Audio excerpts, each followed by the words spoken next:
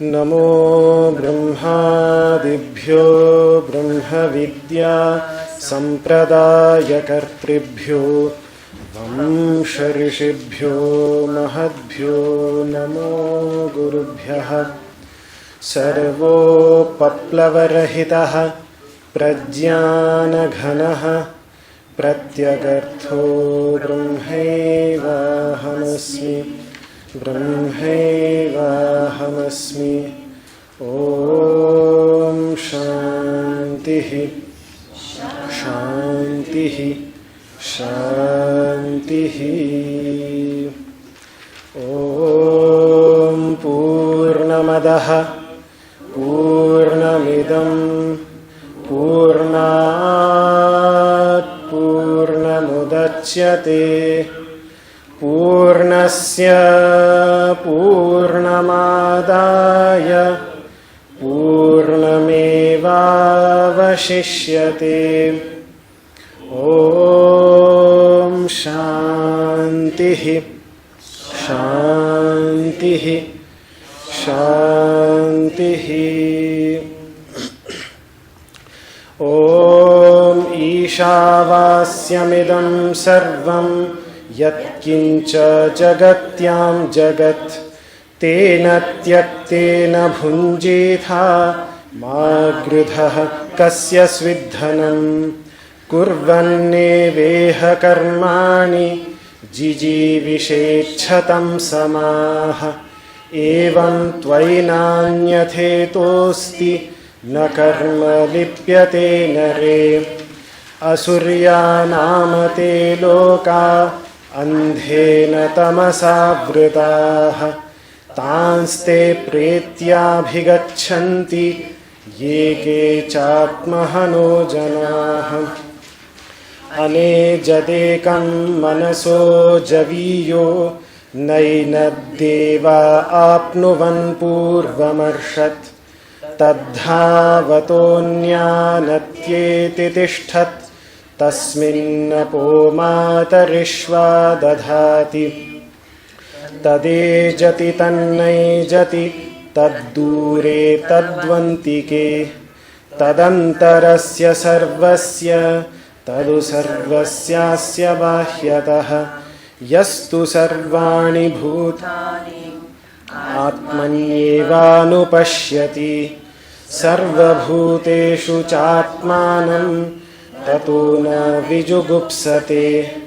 यस्मिन् सर्वाणि भूतानि आत्मैवाभूद्विजानतः तत्र को मोहः कः शोक एकत्वमनुपश्यतः।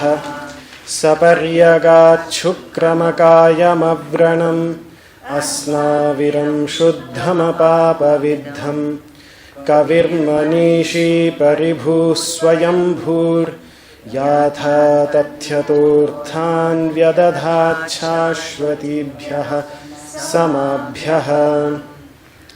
अन्धन्तमः प्रविशन्ति ये विद्यामुपासते ततो भूय इव ते तमो य उविद्याया गुङ्रताः। अन्यदेवाहुर्विद्यया अन्यदाहुरविद्यया इति शुश्रुमधीराणां येनस्तद्विचचक्षिरे। विद्यां चाविद्यां च यस्तद्वेदो भयं सः अविद्यया मृत्युं तीर्त्वा विद्यया मृतमश्नुते। अंधन्तमः प्रविशन्ति ये सम्भूतिमुपासते ततो भूय इव ते तमो य सम्भूत्यागुंरताः अन्यदेवाहुः सम्भवात् अन्यदाहुरसम्भवात् इति शुश्रुमधीराणां येनस्तद्विचचक्षिरे सम्भूतिं च विनाशं च यस्तद्वेदो भयं सः विनाशेन मृत्युं तीर्त्वा सम्भूत्यामृतमश्नुते हिरण्मयेन पात्रेण सत्यस्यापि हितं मुखं तत्त्वं पूषन्नपावृणु सत्यधर्माय दृष्टये। ॐ शान्तिः शान्तिः शान्तिः।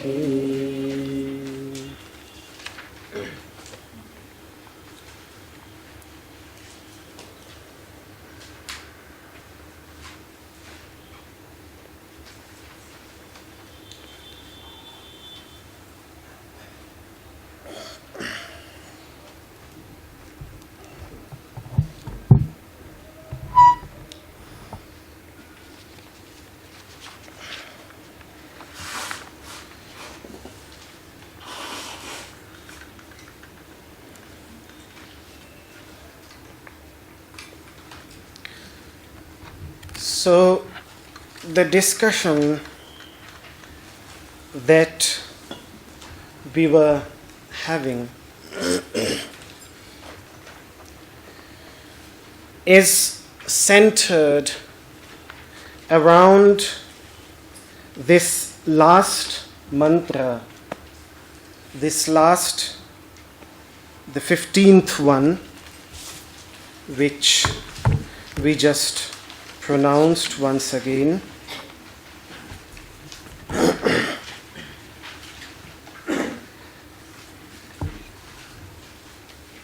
And the discussion is centered around the golden disc. That this mantra, this verse, this 15th verse, has mentioned. You would say I was talking about death, and where does the golden disc come into the picture?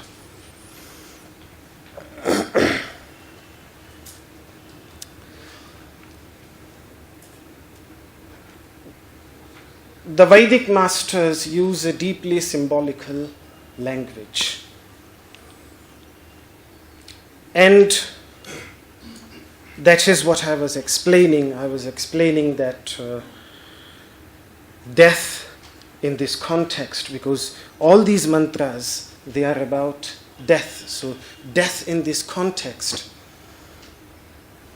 means transcending, going beyond one's limiting ego. That is what the word pretya, which is also the word for death, when it is used in the Upanishads, it is used in that meaning. Even in the yogic texts, when Patanjali speaks of certain stages of, deeper stages of meditation, he uses a word, videha. Bhava pratyayo videha prakriti layanam. In that sutra, he uses the word videha. Videha, someone whose deha, whose body has fallen away. Now, this is a deeper state of meditation. It is not a state of death. So the word there, again, the way the masters explain it, is that someone who has transcended his limiting ego, which limits the individual to this body. So that is how the word videha is also there explained. The word golden disc that is being used here in this 15th verse, 15th mantra,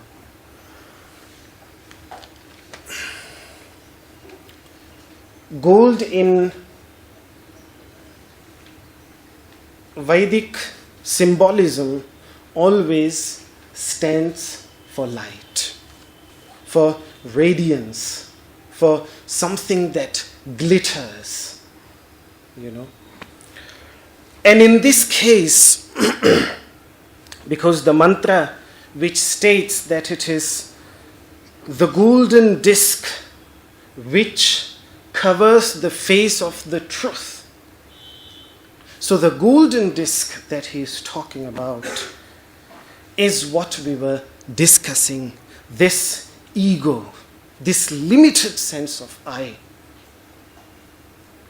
which covers the truth, the infinity that we talked about, that infinity that lies within. But it gets covered by this finite golden disc. And so this word, this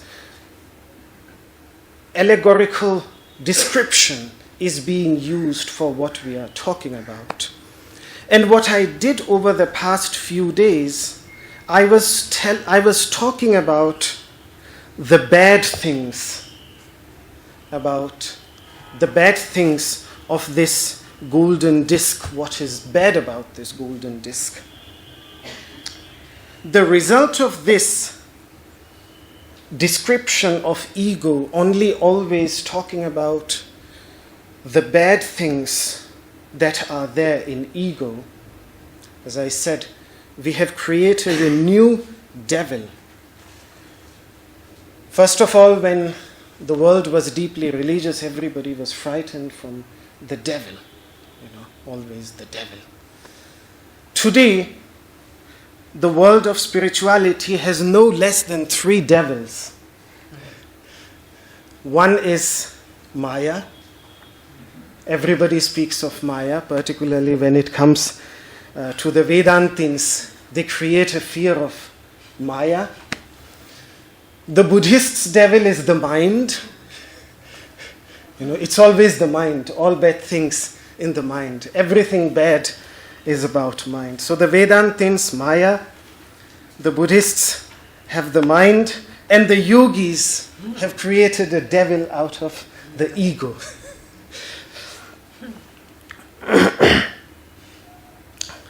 And as a result of that, everybody in modern spirituality seems to be lynching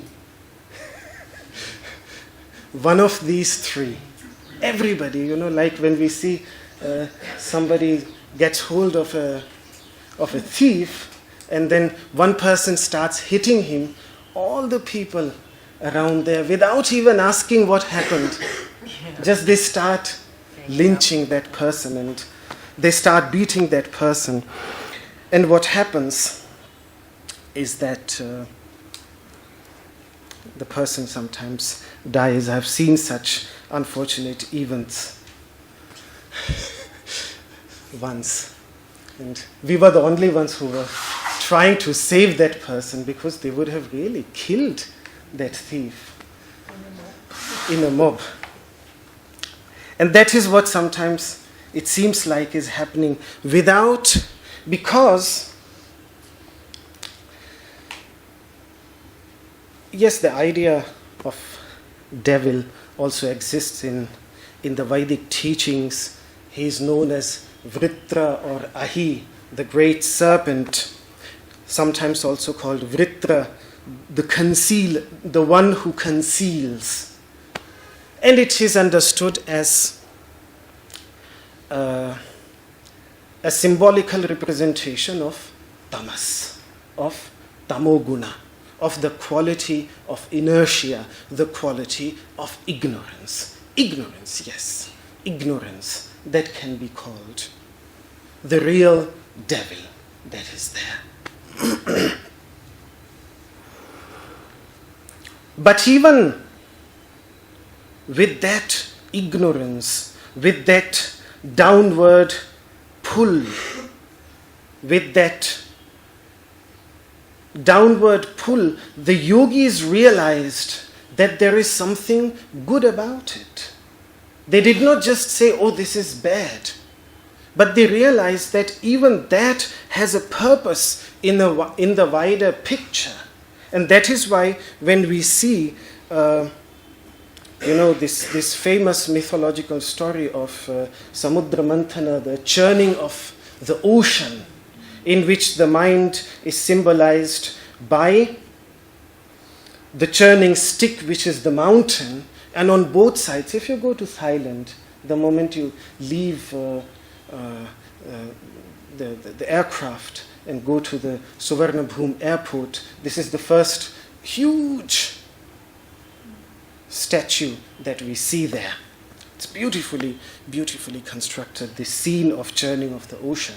On one side you have the positive forces, and on the other side, on the negative forces, the mind is being pulled in both sides.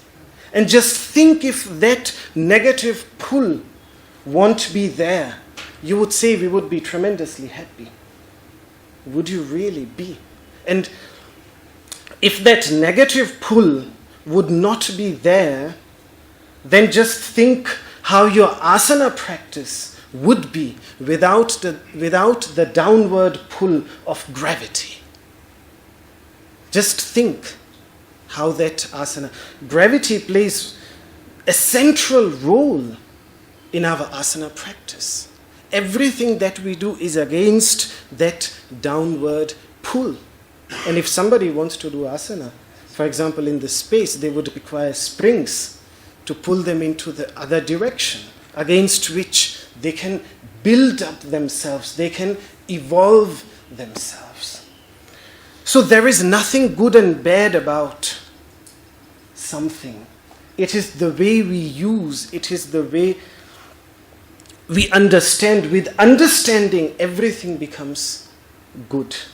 Everything becomes beneficial. We learn how to use something beneficial, in a beneficial way. Then nothing remains simply bad. And this is the idea that we also need to apply to, for example, the mind. Narada says, Manaiva Manushyanam Karanam Bandhamokshayo. The mind itself is the tool that we have, which is the reason we are in bondage and which is also the token of freedom. We have only one tool. This is the only tool. And similarly, when it comes to the ego, which is like a limiting womb, that it limits, yes, it is limiting, but at the same time, it also nourishes. In the preparatory stages, it nourishes. It really nourishes. Like a womb, it nourishes. And a premature birth, what will happen? It's very difficult for a child to survive who is born prematurely. But when the time is ready, then of course, it has to be, the child has to break open it and has to come out of it. The same thing is true about the ego. And we find this symbology beautifully expressed in the most ancient teachings when, for example, Vamadeva, his name is known also in the asana community as Vamadevasana. And if you look carefully at Vamadevasana, it looks like a bird of prey, a hawk, a falcon. That is how Vamadevasana looks like. And this is related to one of his most important teachings when he says that when I was in the womb, and I've already explained what it means, when I was in the womb, I became aware of the presence of that consciousness which is the cause of all the gods that you worship. From which all the gods that you worship, he was talking 3,500 years ago at least, because this collection of teachings known as the Rig Veda was collected 3,500 years ago. Of course, he would have been more ancient. This was just the collection as we find it today.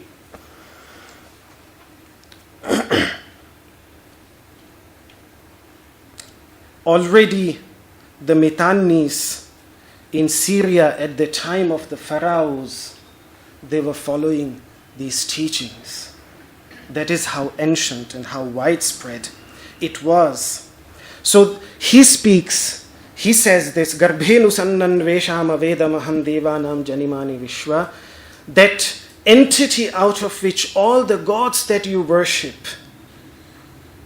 I have become aware of it while I was still in the womb, and that inspired me to Shatamma Pura Ayasira Rakshan. There were 100 iron gates protecting me from that freedom, not allowing me to get free, but then Shyenaha, like a prey of bird with its speed, Javasa, with its speed, Niradiyamiti, I broke through it. So he's talking about this breaking through of that ego. But from where does he get that strength? From where does he get that nourishment? From where does he get that? In that aspect, people speak about meditation. We always speak about meditation. But what about its preparation? And when it comes to preparation, yes, for a correct understanding, meditation is extremely important. But for meditation, correct action, proper action is equally important. And Sri Krishna in the 6th chapter, Arurukshur Munir Yogam Karma Karanam Uchyate. Someone who wants to ascend the path of yoga, for him the only method is karma, is action. And Arudhasya Chatasyaiva, once he has ascended yoga, then Shamaha Karanam Uchyate. Then it is Shama, then it is Shanti, then it is relaxation. But once a person has to make tremendous effort is required. And that effort, part of that effort, takes place when we do the opposite, when we strengthen the ego, when we strengthen it. And what I mean by that, this is what I'm going to explain, because we don't even really know what we use these words, soul, self, ego, but often even I, again and again have to ask myself, Siddhartha, do you really understand these words? Are you aware in what meaning you are using it, or are just using it because people have used it? This conch that you see in Patanjali's hands which he is holding, the conch that you see in Vishnu's hands which he holds, symbolizes the ego, this ego aspect. Because there are 4 faculties of the mind: manas, this constant stream of thoughts; buddhi, the intellect; ahankara, ego; and chitta, the reservoir of memories. These 4 aspects are there. And each one of these 4, which are being held by Vishnu, they symbolize one of these. Shankaracharya explains this in his commentary on Vishnu Sahasranama, on the 1,000 names of Vishnu. And there he explains that Shankha, the conch that Patanjali is holding, the conch that Vishnu holds, that symbolizes the ego. And just look at a conch, it is empty. There is nothing in it. And yet how much sound comes out of it? How much sound comes out of it? So you can see the relationship that is there. So Patanjali could have smashed it into pieces and throw it away, but he didn't. He's holding it. He's holding it as a tool with understanding.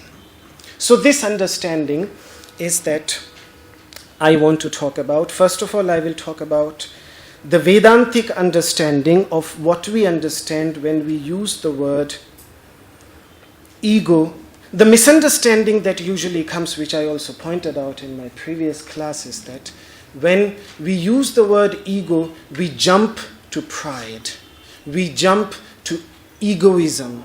We jump to egotism. We jump to arrogance. No. We don't mean when we are using the word ahankara. Again, the same problem is also in Hindi language. When we use the word ahankara in Hindi language, we again use it in the same meaning. But Vedanta has a very specific understanding. Yoga, when it uses the word asmita, it has a very specific understanding, which is this I sense. This sense of I, which is, yes, it is completely empty. It is empty. It is empty like a conch, but it is there. And it is there for a purpose. It is there for a reason. It is there because it is a tool. Because it is a tool like our eyes. That is why in Sanskrit we call it antahkarana. That is the word that we use. Karana means a tool. Karana means an instrument to do. Karana means an instrument. Kri means to do. And Karana means through which we do. An instrument of doing something. Eyes, with the help of them, we see. They are an external Karana. With the help of memories, we remember with the help of the faculty of memory, we remember our memories. It is a karana. Similarly, this is a karana. It is a tool. The problem is when we start giving it more importance than it deserves. When we start identifying with it, when we start thinking that this is what I am, when I start thinking that the instrument that I'm using is part of myself, and I can never look at myself beyond this, above it, that is when the problem comes. When in my identification, in my forgetfulness of my true essential nature, it gains more strength then, but that is an ignorant strength. The strength that it acquires through ignorance, through forgetfulness. And that needs to be overcome. But there is a good side of this ego as well. Because if you ask a Vedantin, where does this ego arise? On which layer does the ego stick on? Because in yoga, Guruji always speaks about these 5 layers. And these layers are steps which help us to lift our lower leg with the help of the higher step to go into the next higher step. This is what these layers are there for. So for example, the first layer, Annamaya Kosha, this physical body, helps us to draw back our awareness that is scattered in the world around us by concentrating and focusing on this in our asana practice, so that we can draw back our awareness by fixing it on our Annamaya Kosha. That is what the Upanishads call Annamaya Matmanam Upasankramya.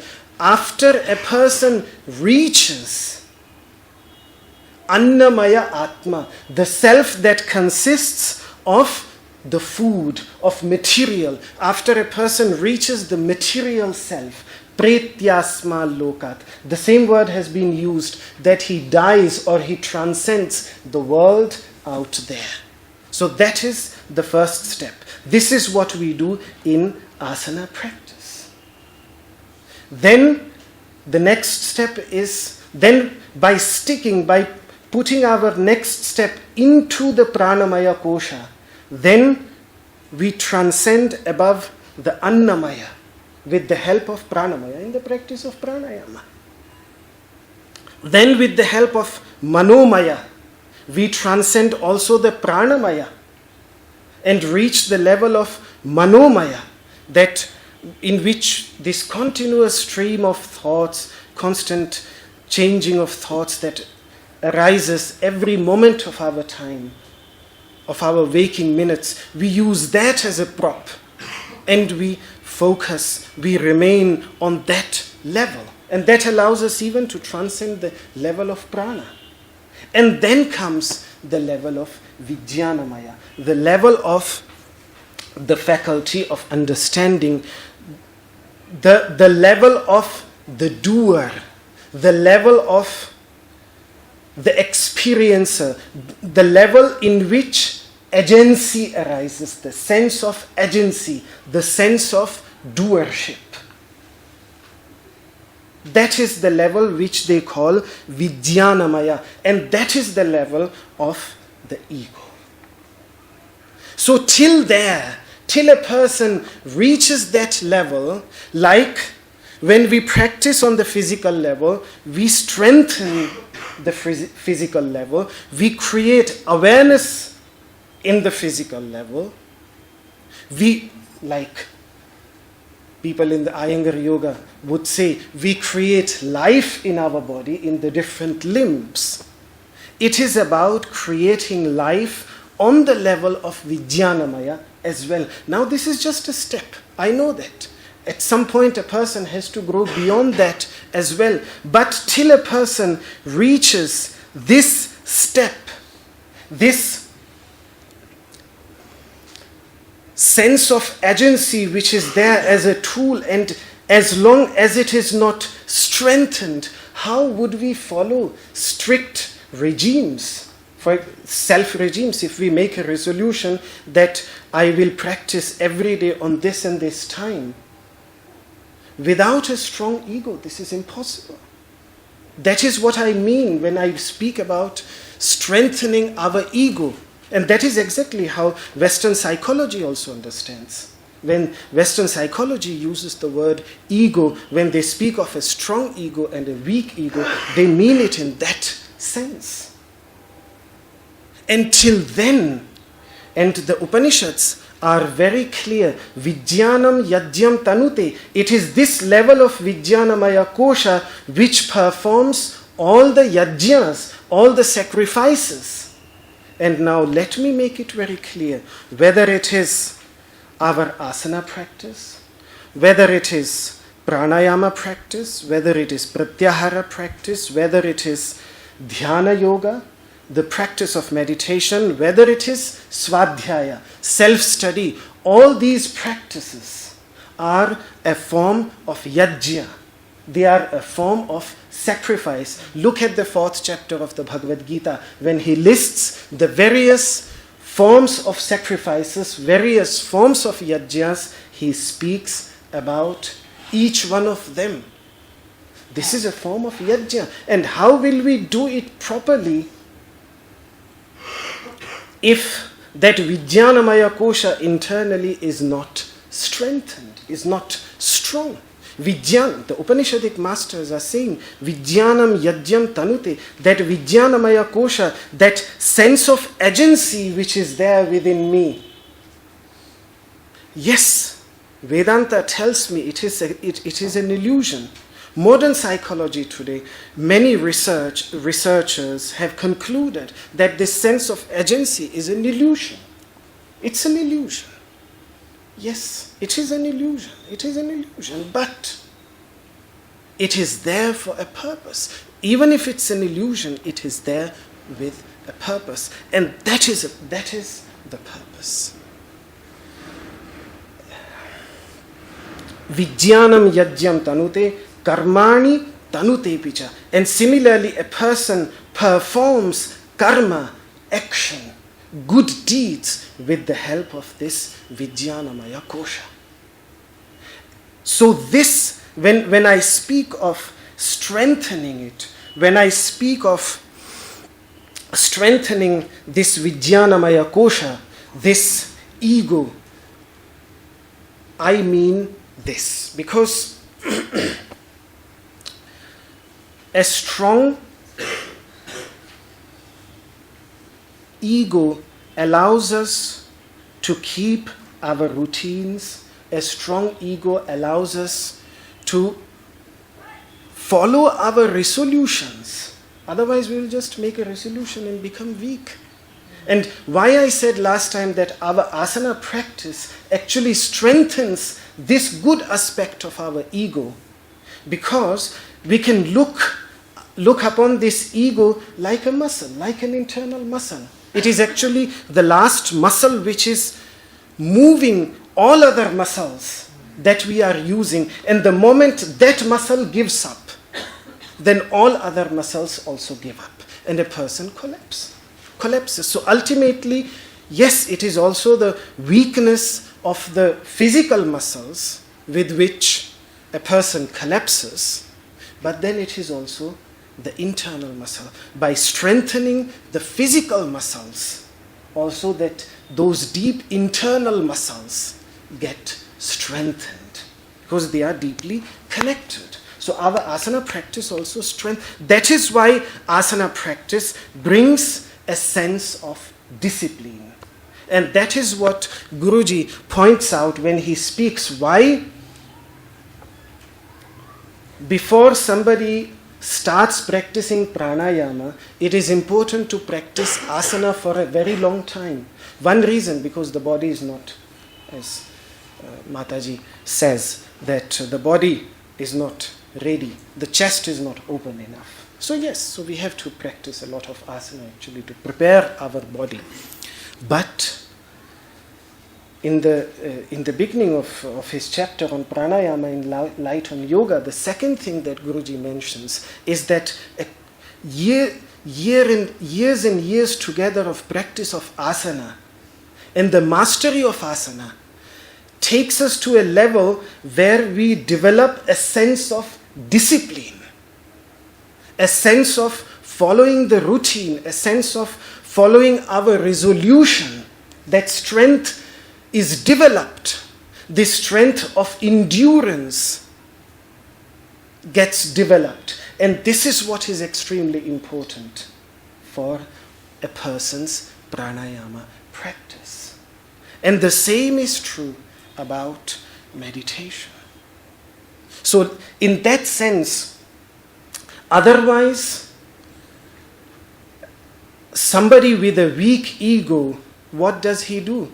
He has no clear understanding of his own emotions, of his own feelings. He lacks a clear understanding of his own self.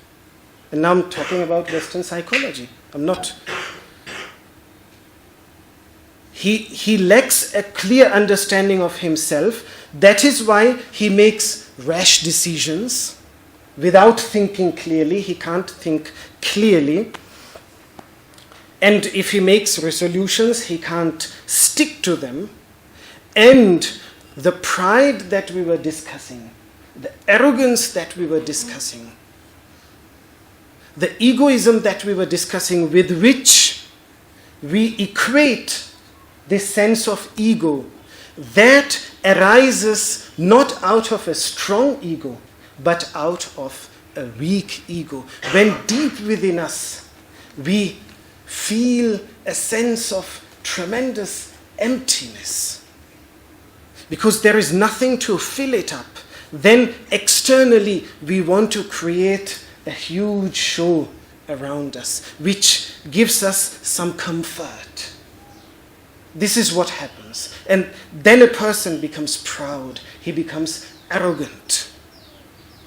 He wants everything to revolve around him. Because that gives him some satisfaction. It gives him some security. Because deep down he is insecure. Deep down his ego is tremendously weak. So it was in that sense that I said that, yes, on one side we speak about transcending ego, but everybody, when we speak about transcending ego, we think it's about transcending our pride. That is a very basic thing. That should have happened a long time ago. The moment a little bit of insight, direct insight, epiphany took place, that light of little bit of wisdom, the first ray of wisdom, if it was really there, it should have destroyed it. Vidya dadati vinayam. Vidya, knowledge, not even wisdom, knowledge. Knowledge itself, it's like a fruit that pulls down the tree, and the tree starts bowing down. That is the example that is often given. So that should have happened a long time ago.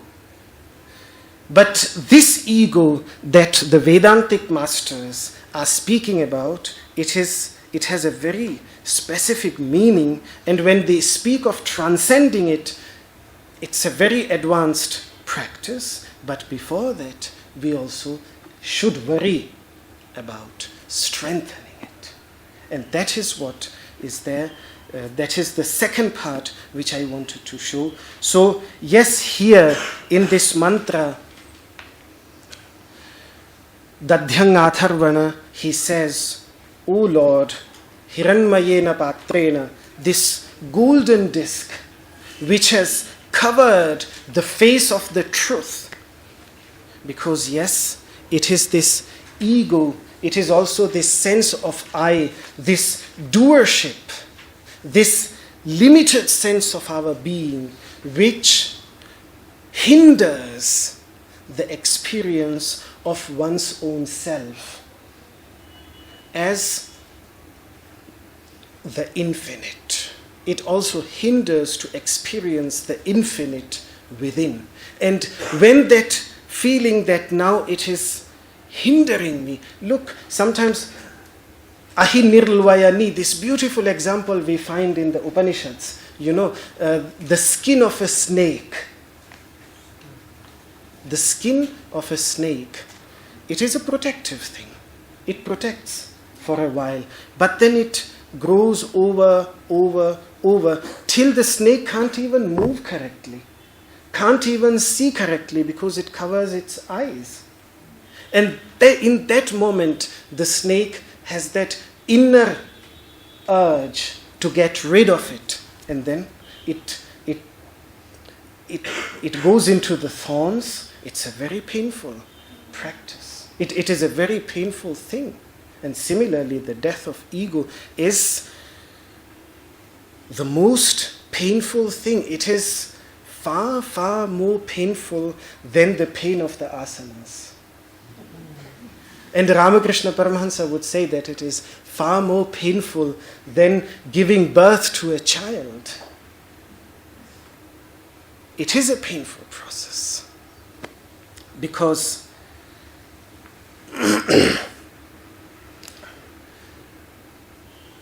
it is like chiseling away of oneself. Like a carpenter chisels away unnecessary wood to create a form, to create some order in it. So similarly, a person has to chisel away. So it's a painful process. But that is the example that is given. The other example that can be given is the example that of a pupa experiencing the metamorphosis into a butterfly. First of all, it is limited in the form of a pupa, and then it has to break open it. It has to break open itself so that the butterfly within can come out. And then, like the master would say, the master of the Atharva Veda, Yonya iva pratyuto garbha. Once the child falls out of the womb, pathaha sarva anukshiya, then it is ready to follow all paths. Then there is no need for it to follow any one given path. But then all paths, it is free, it is completely free to fly into all directions. So this mantra, in this mantra, the rishi, the seer, asks, it is his prayer that this golden disc, this radiant disc, because this is like the light that we see in the sun. If we look at the sun, why we can't see the sun? Because of its radiance. So what we need, to be able to see the sun, to be able to see what is happening when there is a solar eclipse, to be able to see that, we need a black colored glass so that the rays that are covering the sun are removed so that the sun can be seen. We need to do that. Similarly, this inner sun of consciousness, all that we experience are the rays as it is shining through our limited identity, this Vijnanamaya Kosha, this sense of agency, this sense of limited identity. Where is it? Yes, this is again a very important point which Vedantins point out, that within this ego, this is like a mirror and it is reflecting the sun of consciousness. It is like a bulb in which consciousness is like electricity, the light that is being produced out of it. Now, the task that is there by looking at the bulb or by looking at the mirror, we have to dig deeper through our understanding and become aware of the electricity that lies within the bulb, which is the cause of that radiance, or the sun that is out there, which is reflecting in the mirror. So that the same thing when a person, when he meditates on this sense of I, that is why people often ask, on one side, Patanjali in the second chapter, in the chapter of means, he is using the word asmita as one of the 5 fundamental causes of suffering. And in the first chapter, he uses the same word as one of the last stages of object conscious meditation. Asmita, same word, asmita. Here in the one of the deepest, and we get confused. For years together, I was asking, is he using the same word in radically 2 different meanings? Or what is happening here? What is he doing? And then modern Indologists would say that the second chapter was written by somebody else and the first chapter was written by somebody else, because they are using the same word in 2 very different meanings. But because that is when a person tries making sense of these texts without even a little bit of experience, what they are about. So the same Vijnanamaya Kosha, the same sense of I, there also becomes a means to reach deeper. It's not the deepest state of meditation, but it is one of the deeper states of meditation which he discusses.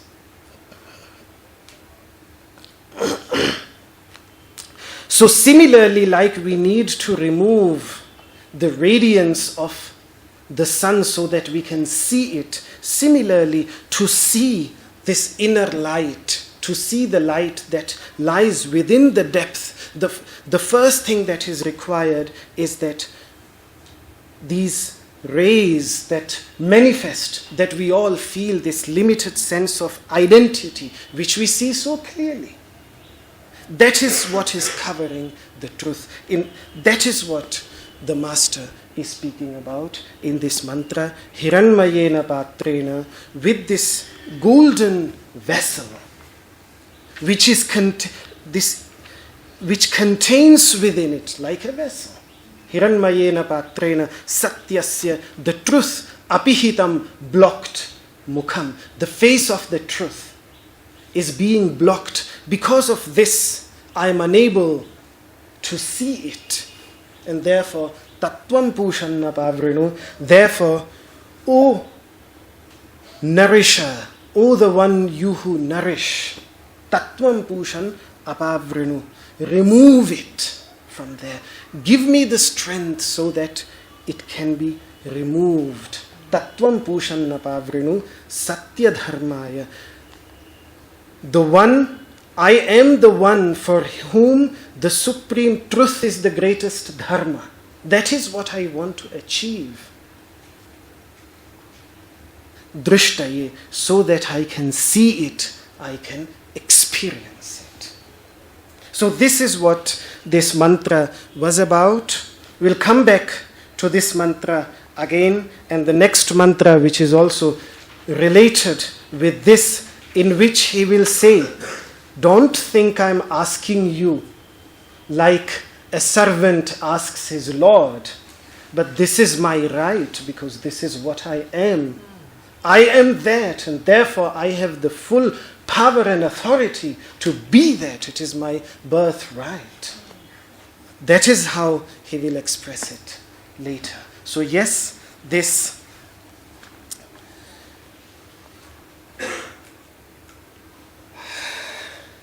deep dichotomy that we see sometimes again in the lives of, for example, Shankaracharya. When people see his devotional hymns, they say it cannot be the same person who wrote Brahma Sutra, who thinks that he is one with the universe. How suddenly he enters a temple and then bows down in front of the statue and performs and composes hymns in which he thinks himself as the lowest of the lowest.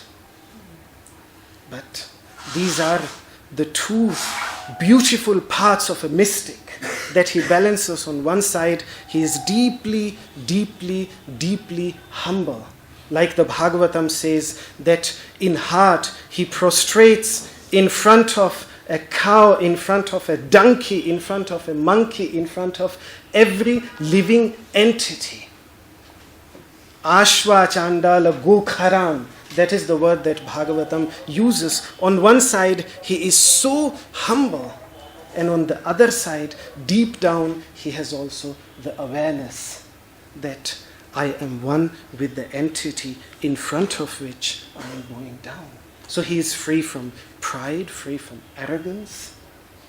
That aspect is also there, and a deeper understanding of something that we were talking about a few classes ago. Hanuman, the greatest devotee of Rama, when he says that Jiva buddhya tvadamshakaha atma buddhya tvamevahamiti me nishchita matihi deha buddhya tu dasoham. As long as I identify with my body, I am your servant. But then, Jiva Buddhya Tvadanshakaha, when I identify myself with this limited consciousness, I feel that I am a tiny little part of you. And Atma Buddhya, when I go to the level of Atman, the deepest essence of my being, then I am you. Oh my Lord, then I am you. Atma Buddhya Tvamevaham, then we both are one and the same. Iti me nishchitamatihi, this is my final conclusion. So this is what we will see within the next few verses. Again, when we come back to these mantras. Any questions? Any feedback, anything that you would like to Great class.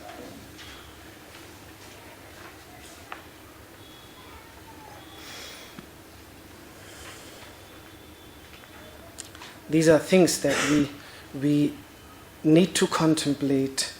For example, when we do, if ever we happen to do Vrishchikasana, the scorpion pose, in which a person tramples his own head, puts his legs over his own head, So Guruji there, he says that this is the asana which enables a person to trample his pride, his arrogance, his ego in that sense. So then we need to ask, which ego are we trampling and which ego are we strengthening?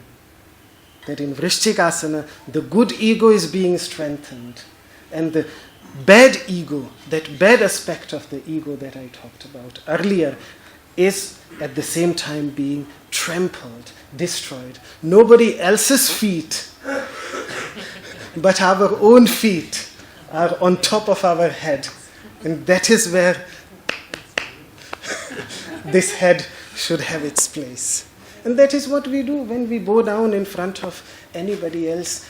We think we are bowing down in front of somebody else, but with this understanding, when everybody is our own self, we are just bowing down in front of our own self. And that is the idea with namaste. When we do namaste, it is the same idea. So Vrishchikasana is the asana and these are the things that we should, this is how asana becomes a deeper practice. For example, when we do Vamadevasana, we think of Vamadeva, we think of the deep symbolism, we meditate on his teachings. And that is how our asana practice itself leads us and evolves us. Then it's not just something physical. We are doing the asana, but then that asana becomes a meditation. That asana becomes a japa. That is why one master, he used to say that asana is a mantra. Every day we repeat it like we repeat a mantra. It's a physical mantra. What mantra does on the psychological level, the asana does on the physical level, and if done with understanding, then it does the same also on the psychological level. No need of a mantra. Because even if a mantra we do without understanding, it is of no use. Like Kabir Das ji used to say, Mala Phirat Jug Bhaya. Eons have passed while you are all the time with the rosary, and Gaya na man ka phir, but the mind did not stop going around. Karka man ka phir ke, now throw away this rosary. And karka man ka dar ke, throw it away. Man ka phir, and move around the rosary of your mind. The Buddhists were smart. They put the mantra into a pot.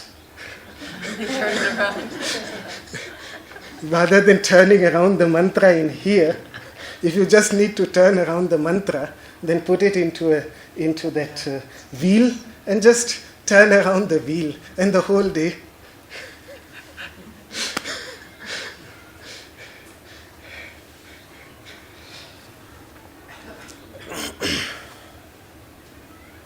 You are not saying anything, that's why I have to keep on talking. There are so many, now in these days, spiritual leaders, and they say you just repeat the mantra, doesn't matter, you don't have to understand the mantra, you just repeat. And then you just repeat. There, in Mahabharata, there is a discussion between Bhima and Yudhishthira. They are talking. And Bhima, Yudhishthira is always, very peaceful. He does not want to make war. He does not want to go for war. So, and Bhima is the strong one. He wants the war to happen. So what he says, your mind is confused like the Brahmin who repeats the mantra without understanding them. That is the word, the language that he uses, that your mind is confused like a Brahmin who repeats the mantra without understanding. So, yes.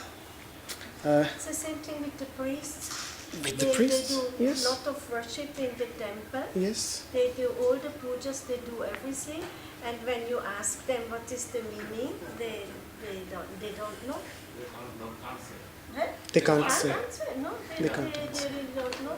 So I'm asking myself how much it has, because when you do something without understanding, it's like, I don't know. Yeah, they do the same thing also. One of the first things because Patanjali's Mahabhashya, Patanjali's commentary on Sanskrit grammar, is divided into days. You know that you need to study this much in one day. So in the first day, he quotes this mantra. It's a very ancient saying that yadadhitam avidyatam, whatever is studied without understanding, nigadenaiva shabdyate, it is useless effort, it is considered to be useless effort. Anagna viva shushkaidho natajwalati karhichit. For example, if you put wood into ashes, it will not burn because there is no fire there. So then it's of no use. So if somebody performs fire sacrifice into ashes, of what use is it if there is no fire? So the same thing, this inner understanding is the inner fire. So it is extremely important. But again, having said all that, on a very initial stage, a person, when he just uses the mantra for a prop and just for the sake of initially starting to practice meditation, even just pronouncing Om without understanding is beneficial. Better than not doing anything, better than not reciting any mantra and waiting for the day till we understand it. We start reciting it without understanding it. And then, but a constant effort needs to be done to reach the level of understanding. We shouldn't stop there. That's the point. You're talking about the difficulty of breaking the ego. Yeah. And the examples you were giving brought to my mind birth. You know, how birth, you know, the water breaks, things break, then you come out into life. It's very frightening. Yeah. It's painful. Yeah. So in some way, you were saying how difficult it is to break this ego. Yeah. It could be comparable to being born again, except as older people, mature people. Yeah. Tremendously difficult. Yeah. Something like that. Yeah. To break one's ego, a person cannot accept the answers. All of us want answers for our problems. But breaking one's ego means to create problems for one's answers. We have to die first if we're going to be born again. Yes. There's many And if deaths. do we really understand? Because what we want is that we always want answers, you know. We have problems and we want answers. Then a religious master comes. What happens after death? He will give you a complete list that this is what happens after death. That is where you will go. Every religion has those answers, you know. Eternal fire, hell, heaven. If you go to heaven, this will happen. There will be this and that. And every religion has all the answers. What happens? And then, fine, very good. Yes, now I have the answer. But philosophy, which is love for wisdom, does not evolve in that way. It does by doing the opposite. That if somebody asks, somebody gives an answer, then a philosopher creates a problem for that answer. Yes, that is why a philosopher is like a net. Doesn't allow, the moment we get answers, we fall asleep. You know this saying that I have found all the answers to my questions, and that is a self-enlightened person who has found answers to all his questions. He's sleeping. He's asleep.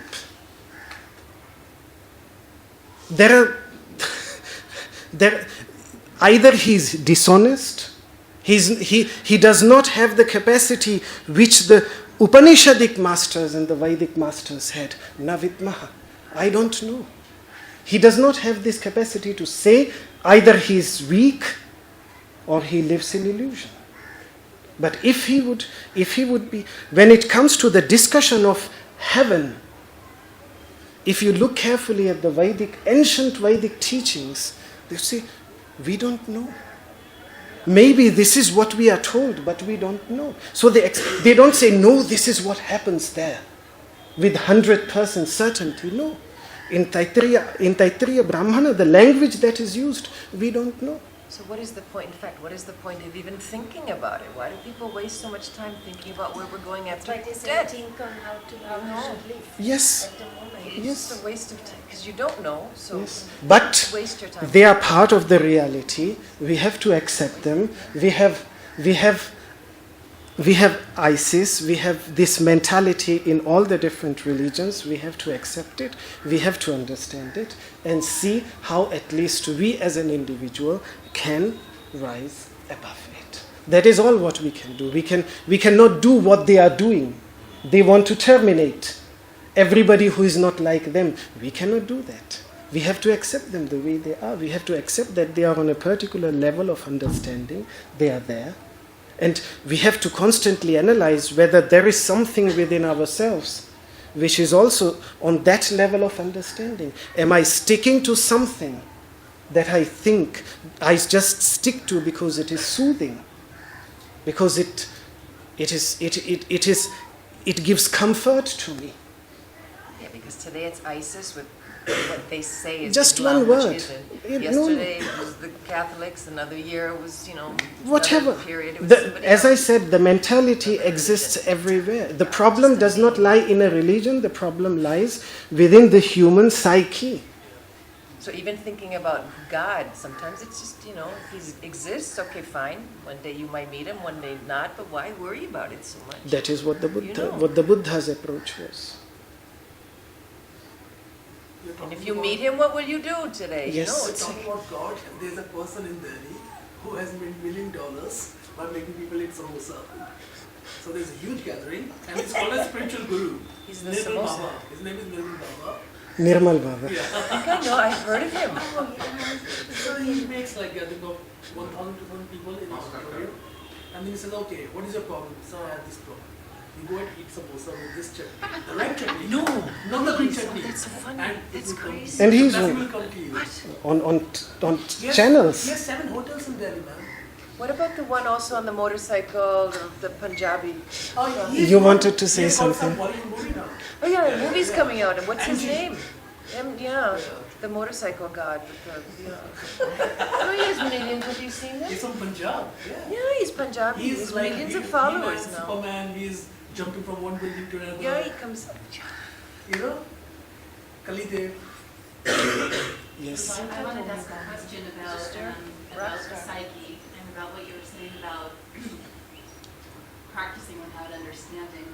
And I've been enjoying going to a Advaita Vedanta satsang, but one of the things that I find difficult and I have a question about is it seems that when questions come up about, I'll just use the example of someone that asked about nightmares, about having nightmares. And it was just suggested that, yeah, you just allow them to come up, but don't pay any attention to them, just continue with your practice. And it occurred to me, or it felt like that was, especially when you said that, or I wrote down, practicing without understanding, it seems like, gee, aren't the nightmares coming for a reason that's asking for some understanding on our part, and to just simply allow them, and then saying that that's not repression because we're not trying to get rid of them, but we're also not paying any attention to them. I thought, for me, it seemed like that's practicing without understanding in terms of our individual psyche, which is what we're dealing with. Yeah. It's ultimately illusion. So I'm just wondering if you could speak to that. Yeah. From my viewpoint, it would be like this, that, and this is my understanding, I could be wrong in that, but nightmares usually, because what we say in Vedanta is that all our dreams are expressions of deeper samskaras, unconscious subtle impressions.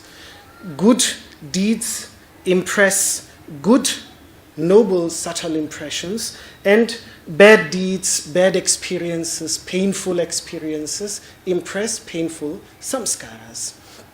So obviously when a painful samskara comes up, we have a nightmare. And when a pleasant samskara comes up, we have a beautiful dream, we have a pleasant dream. Now, of course, we can't do much about that dream which we have already seen, and in that moment we were terribly frightened, and now it has happened. But what a person can do, and that is what the yogic practice is about, is to work with one's samskaras, with one's subtle impressions. And the only way to weaken the painful subtle impressions is to strengthen the good ones. And we strengthen the good ones by performing good deeds, by having pleasant, noble experiences. The more we repeat our good deeds, the more we repeat our good thoughts, the more we repeat our good speech, the more the good samskaras get strengthened and the painful ones get weakened. And a time comes when very little or very few nightmare actually take place. Because, for example, I think it is around 70, most of the people in the world have talked about, most of the people have nightmare. You know, nightmare is the bigger part of our dreams consists of negative dreams, not of positive ones. But this is like a mirror of ourselves. And we can't remain ignorant and just overlook it. It is telling something about ourselves. It is telling us that there is something within us which needs to be addressed. Yes? It's not that strange that our existence is based on violence. So Yeah. it's a mirror of our society. Exactly.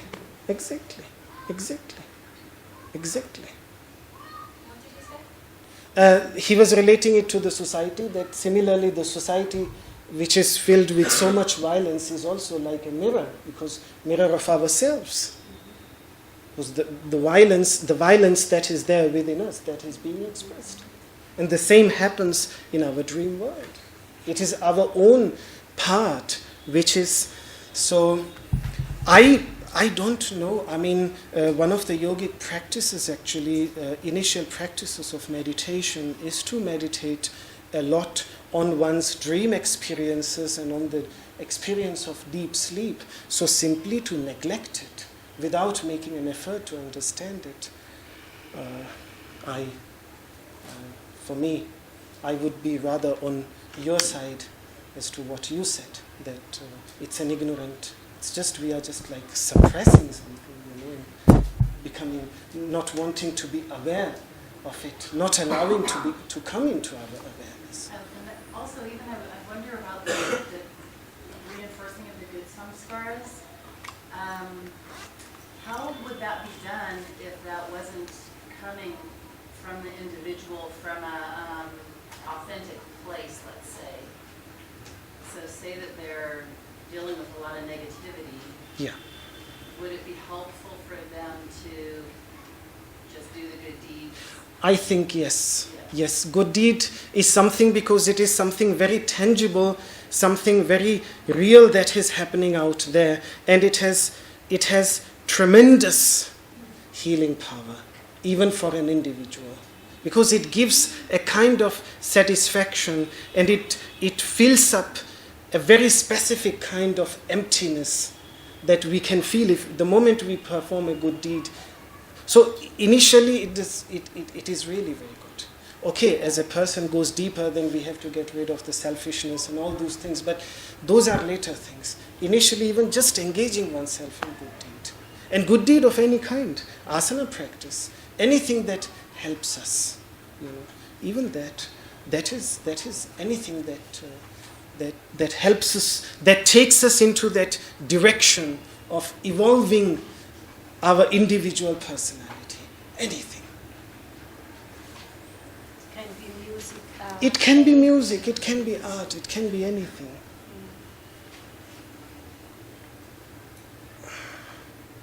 That is how I see it. How do the Advaita, I never know how to pronounce that word, how do the Vedantists, they don't view it that way though, or was this just my interpretation? I'm hearing this only from you because as far as the Brihadaranyaka Upanishad is concerned, for example, which is the 10th Upanishad, the longest one, and that is why usually people, the modern Vedantin scholars, they just study the first 8 Upanishads, leaving out the 9th and the 10th one, where the 9th one is as big as the 8 together, and the 10th one is twice as big as the 8 together. So they say, oh, such thick books, so they don't look at it. But Brihadaranyaka Upanishad, and it is actually a detailed explanation of this first Upanishad. The 10th one is just a detailed, extremely detailed explanation of the first one, this tiny little one that we have in front of us. It discusses a lot about deep sleep, and about the dreaming state of consciousness. Mandukya Upanishad, actually the meditation on the second letter, U, A, U, Ma, U, the second letter, U, is about meditating on the witness of the dream experience. So it is again deeply related to dream experience. So it seems that somebody who holds that view would have quite limited understanding of Vedanta and has not looked at the scope of Vedanta, in which Vedanta tries to discuss ideas. If he just wants to, push it aside or not bother about it or like that. That is what I would say.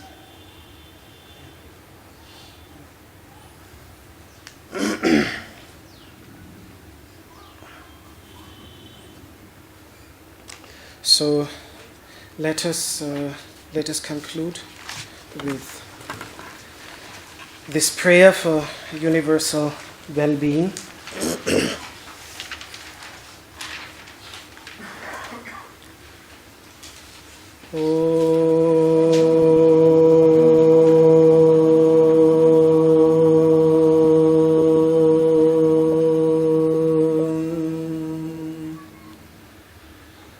Sarve bhavantu sukhinah, sarve santu niramayah, sarve bhadrani pashyantu, ma kaschid dukkha bhag bhavet.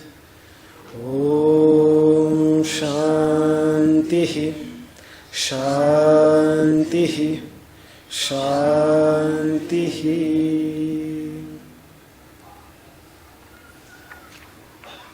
Thank you.